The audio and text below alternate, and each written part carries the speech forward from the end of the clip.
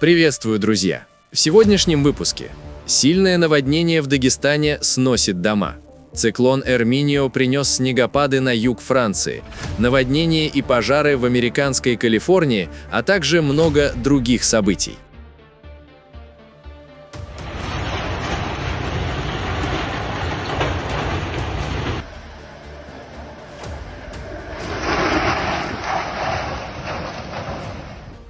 В Дагестане в результате экстремальных ливней, обрушившихся на регион в ночь на 5 апреля, введен режим чрезвычайной ситуации. Основной удар стихии пришелся на Махачкалу, Дербент и Хасавюрт, где из-за резкого подъема уровня воды и схода селевых потоков сложилась критическая обстановка.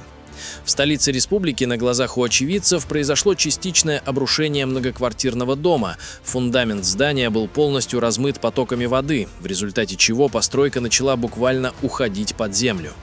Спасатели провели сложнейшую операцию по извлечению людей, находившихся внутри в момент ЧП. Жители всех соседних строений также были экстренно эвакуированы из-за сохраняющейся угрозы обрушения еще 4 многоэтажек. Территория вокруг опасных объектов оцеплена полицией. Трагические новости приходят из зоны затопления.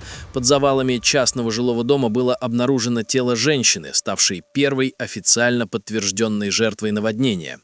Ситуация в Дербентском районе обострилась после разрушения Гиджухской плотины, что привело к неконтролируемому сбросу воды в жилые массивы.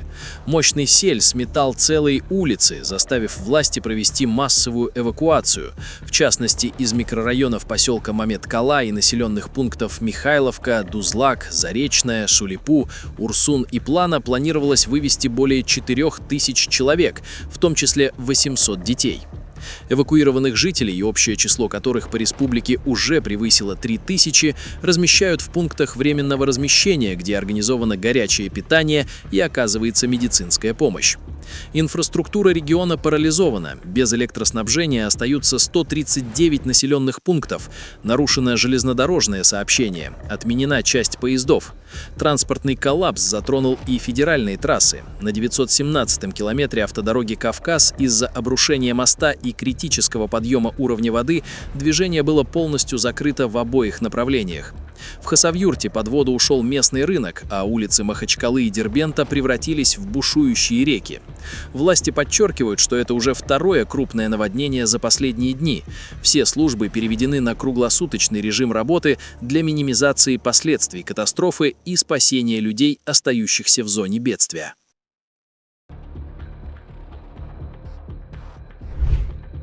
В штате Пенсильвания пилот небольшого частного самолета совершил экстренную посадку прямо на оживленную автомагистраль Interstate 78. Инцидент произошел в округе Лихай, недалеко от города Аллентаун.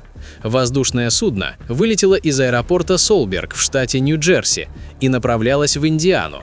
Однако вскоре после взлета пилот сообщил диспетчерам о внезапном отказе двигателя и попытался дотянуть до ближайшего регионального аэропорта, но быстро понял, что высоты и скорости для этого недостаточно. Единственным безопасным вариантом для приземления оказалось полотно скоростного шоссе. Проявив исключительное мастерство, пилот сумел посадить борт в районе 45-й мили тауншипа Вайзенберг, не задев при этом ни одного транспортного средства и не повредив дорожную инфраструктуру. На борту находились 2 человека – 65-летний пилот из штата Мичиган и его 34-летняя пассажирка из Нью-Джерси. Медицинская помощь им не потребовалась.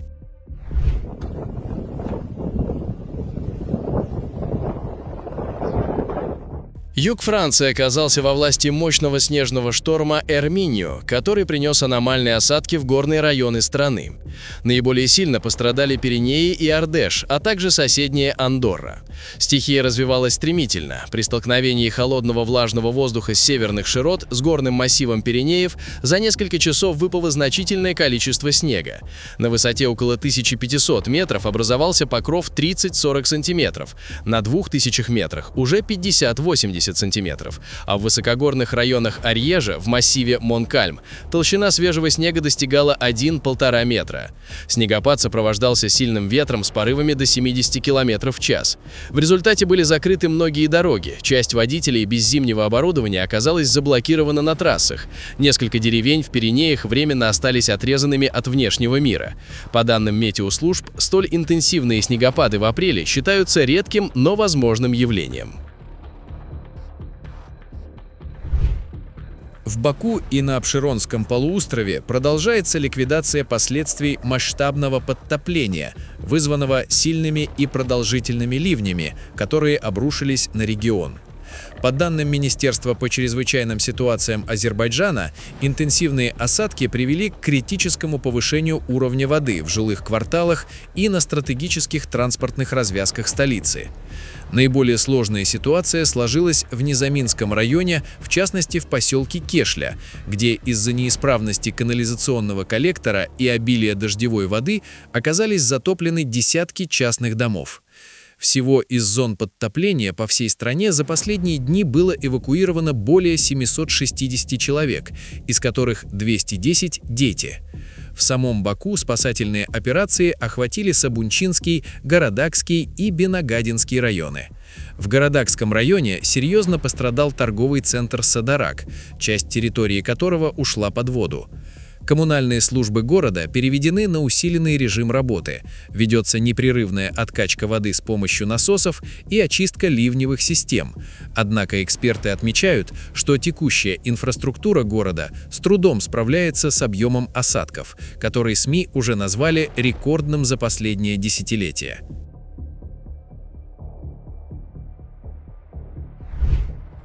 В Калининграде ликвидировали последствия масштабного пожара в торговом центре «Гиант» на Московском проспекте, который вспыхнул днем 5 апреля и продолжался несколько часов.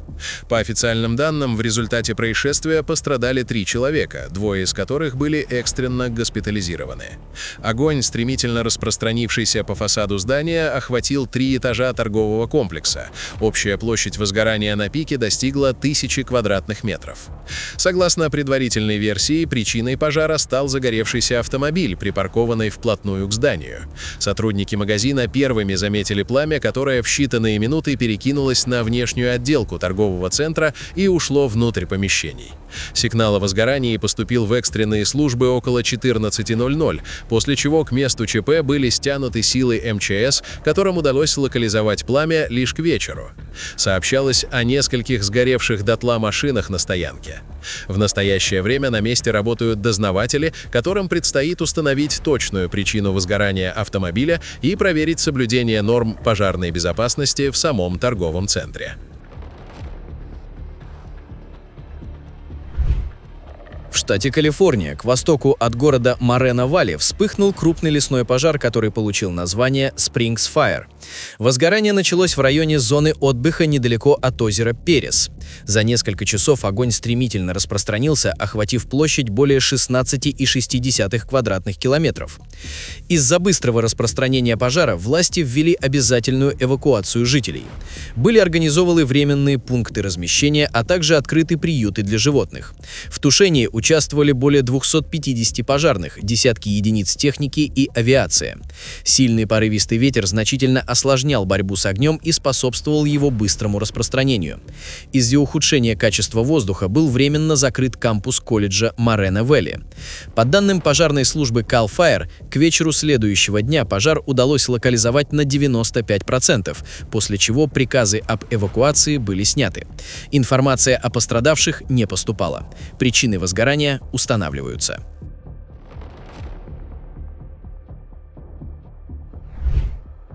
В китайском городе Ухань произошел коллапс в системе беспилотного транспорта. Более 100 роботакси компании Apollo Go одновременно замерли на проезжей части. Массовый сбой парализовал движение на ключевых городских артериях и скоростных эстакадах, что привело к нескольким случаям попутных столкновений, включая серьезную аварию с участием внедорожника, водитель которого не успел среагировать на внезапно замершее перед ним такси. Пассажиры беспилотников оказались в ловушке. Часть из них, несмотря на риск, решила самостоятельно покинуть салоны, в то время как другие оставались заблокированными внутри до 2 часов, не решаясь выйти на скоростную магистраль. Несмотря на возникший хаос, полиция Уханя заявила об отсутствии погибших и серьезно пострадавших. Представители Байду сослались на проблемы с сетью, однако точные причины коллективного паралича флота роботакси остаются предметом расследования, которое вновь подогрело общественные дискуссии о безопасности и надежности полной автоматизации городского транспорта. Ситуация на одном из самых активных вулканов мира, гавайском Килауэа, остается напряженной и динамичной. Специалисты фиксируют продолжение отчетливой активности, свидетельствующей к подготовке к новому 44-му по счету эпизоду извержения. Несмотря на зафиксированную вчера утром серию небольших землетрясений, очаги которых располагались на глубине 6-8 километров ниже уровня моря, непосредственно под вершиной вулкана, общая динамика процесса не претерпела существенных изменений. Данные сейсмические события интерпретируются вулканологами как следствие движения магмы в глубоких слоях магматической системы, что является характерным признаком скорого прорыва. На данный момент прогноз начала активной фазы остается прежним. Специалисты ожидают выход лавы на поверхность в интервале между 6 и 14 апреля. Мониторинговые службы продолжают круглосуточное наблюдение за вулканом, призывая местных жителей и туристов соблюдать меры безопасности в районах, прилегающих к вершине и рифтовым зонам. Северные и центральные регионы Болгарии столкнулись с серьезными последствиями затяжных проливных дождей. В области Монтана наиболее критическая ситуация сложилась в селе Камощицы, где за 3 суток выпало рекордное количество осадков – до 61 мм. Интенсивный приток воды привел к переливу Несного водохранилища, в результате чего поток хлынул в низинные части населенного пункта. Стихия повредила частные домовладения и вывела из строя 2 автомобиля, оказавшихся в зоне затопления. Параллельно с этим в области Габрово погодные условия стали причиной опасного инцидента на железной дороге. На перегоне между станциями Царево-Левада и Трявна из-за размыва почвы на пути обрушилась скальная масса. Пассажирский состав столкнулся с обломками скал и сошел с рельсов. В результате происшествия 4 пассажиров получили легкие травмы, им была оказана необходимая медицинская помощь. Движение поездов в данном направлении было временно приостановлено.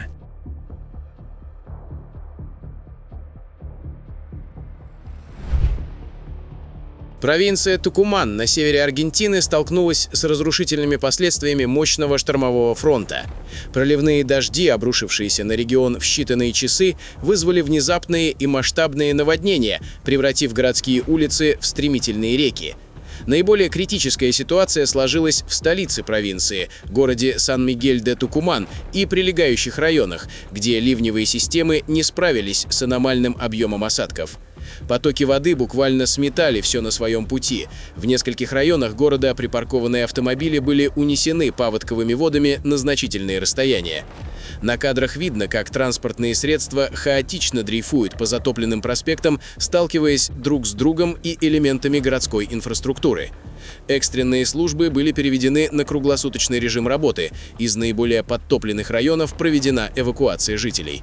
Сообщений о погибших на данный момент не поступало, однако материальный ущерб оценивается как колоссальный. Помимо уничтоженного транспорта, серьезно повреждено дорожное покрытие, линии электропередач и первые этажи жилых домов.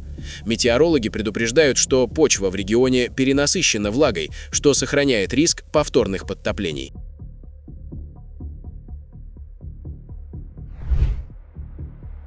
В воскресенье мощный паводок обрушился на регенство Северный Ломбок провинции Западная Нуса-Тенгара в Индонезии. Основной удар стихии пришелся на деревню Кируджук, расположенную в поселении Менгала, округа Пеменанг. Внезапное наводнение было вызвано проливными дождями высокой интенсивности, которые шли в регионе в течение дня. Стремительные потоки воды с сильным течением ворвались в жилые кварталы, затапливая дома и объекты инфраструктуры.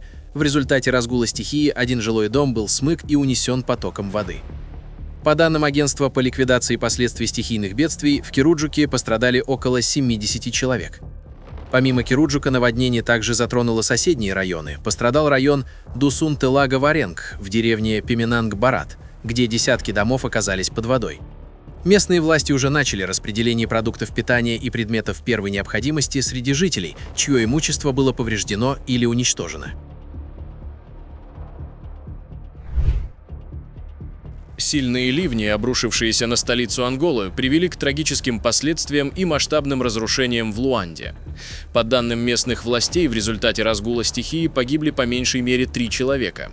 Осадки, начавшиеся в ранние утренние часы и не прекращавшиеся до 5 вечера, спровоцировали критический подъем уровня воды, что привело к затоплению более 4000 жилых домов в различных районах мегаполиса. Улицы города превратились в бурные потоки, практически парализовав движение общественного и частного транспорта, оставив тысячи жителей отрезанными от основных магистралей. В наиболее пострадавших районах, таких как Камама и Киланба, ситуация осложнилась массовым падением деревьев и повреждением линий электропередач. Обрушение электрических столбов вызвало перебои в подаче энергии, создав дополнительные риски для населения и затруднив работу экстренных служб. В настоящее время спасательные подразделения продолжают работу по ликвидации последствий наводнения, откачке воды из жилых секторов и восстановлению поврежденной инфраструктуры.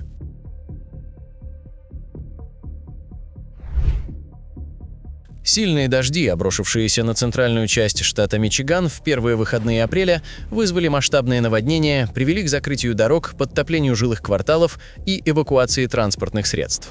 Основной удар стихии пришелся на район Большого Лансинга, Ист-Лансинг и округ Итон, где выпало рекордное количество осадков. В некоторых районах уровень воды за сутки поднялся почти на 13 сантиметров, что в совокупности с предыдущими дождями вывело показатели за начало года на 50% выше нормы. В Ист-Лансинге, в жилом комплексе The Quarters, более десятка автомобилей оказались практически полностью под водой на парковке.